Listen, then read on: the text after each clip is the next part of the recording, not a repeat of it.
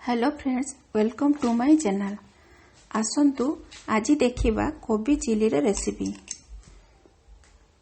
जदि आपनकु मो रेसिपी भलो लागे ताहले लाइक, शेयर एंड सब्सक्राइब करिवा को भूलिबेनी।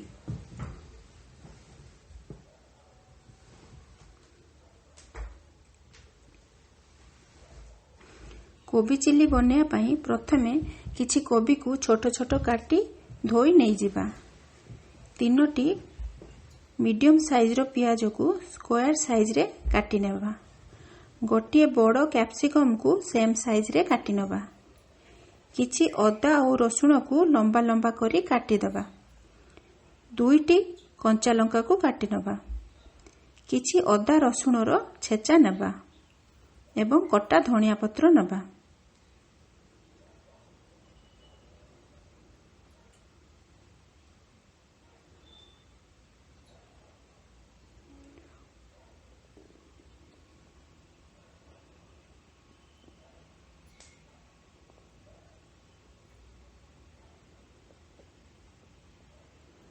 प्रथमे कोबी अनुसारे स्वाद अनुसारे लूण पकाई नबा।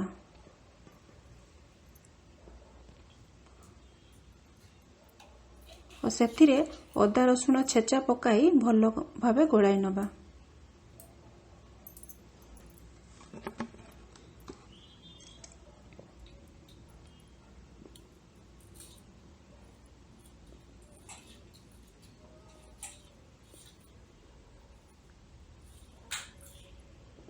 सेथिरे गोटे चामच सोया सॉस,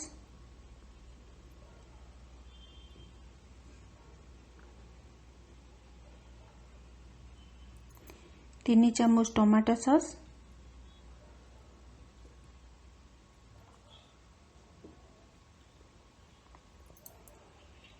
एवं 2 चामच चिली सॉस पकाई भलो भाबे गोळाई नबा।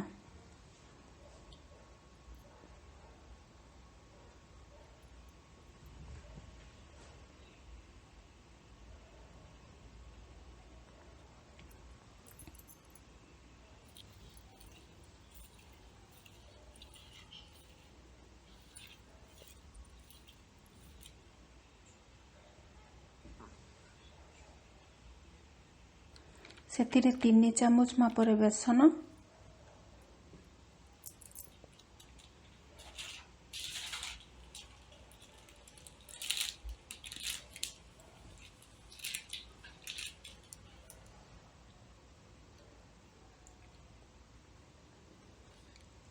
पांच चामच कॉर्नफ्लोर किंबा आरारोट पकाई भलो भाबे गोळाई नबा।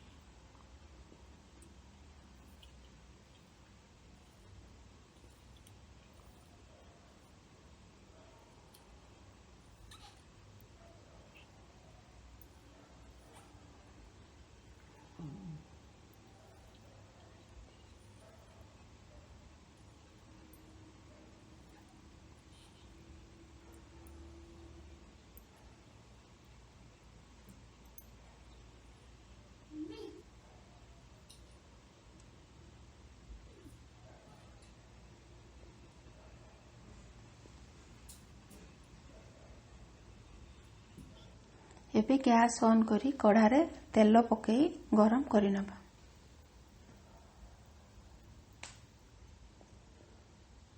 तेल गरम हला परे कोबी को पकाई नबा।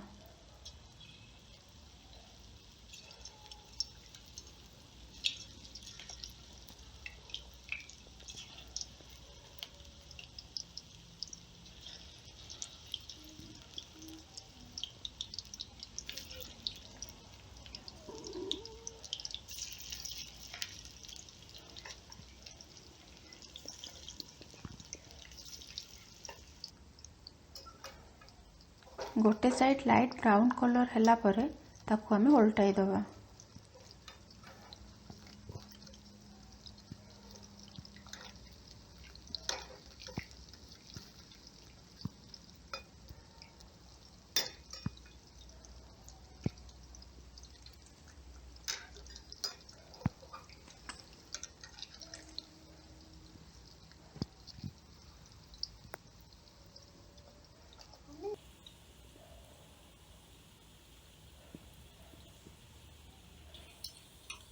एहीपरि भावे सबु कोबी को मीडियम आंचरे छाणी काढ़ी नबा।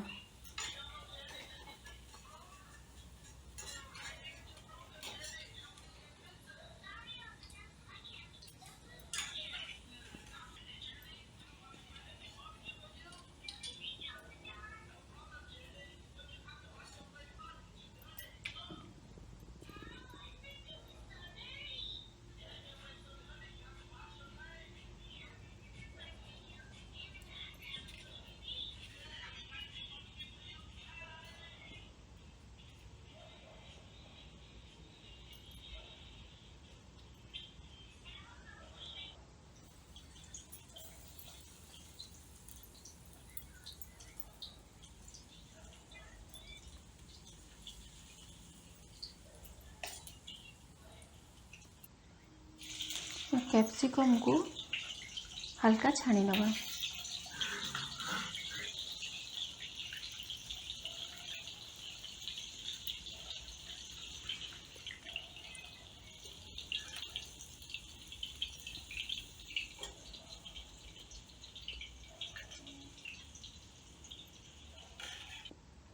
दुई चामच तेल रखी बड़का तेल को गोटे पात्र को बाहर कर नबा। जो पात्र रे आमे कोबी गोलाई थिबा सेइथिरे गोटे चामच मापरे कॉर्नफ्लोर किंबा चिली मसाला पाउडर पकाई गोटे कप मापरे पानी पकाई गोलाई नबा।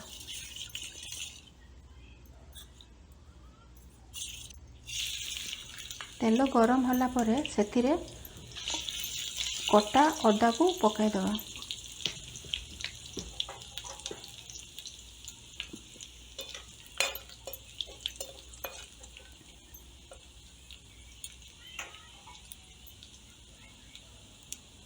अदा हो गला परे सेथिरे कटा रसुण को पकाई नबा।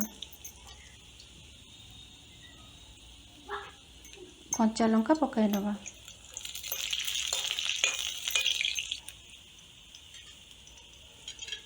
भल भाव हो गला परे सेथिरे कटा पियाज पकाई दबा।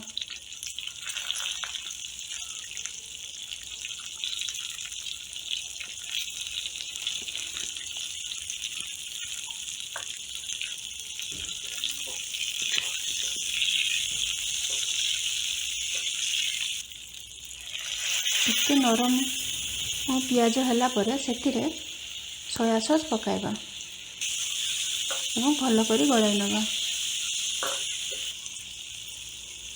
सेथिरे चिली सॉस पकाइबा एवं ताको गलाई नबा।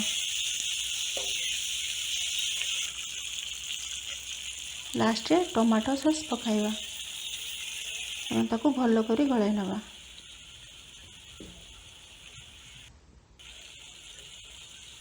टिके ग्रेवी करिया पई गोलाई थिबा कॉर्नफ्लोर पानी को सेथिरे पकाई दबा।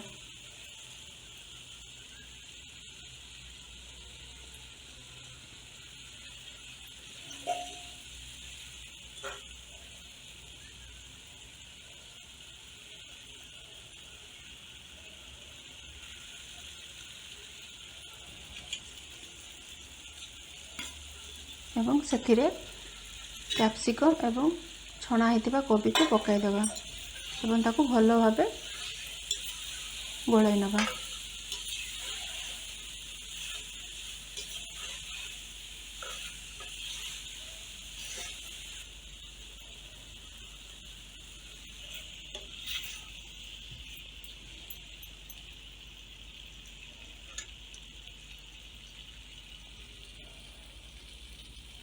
एबे देखंतु केते सुंदर आमर चिली कोबी होई आसलानी और सेथिरे गोलमरिच पाउडर पकाइबा।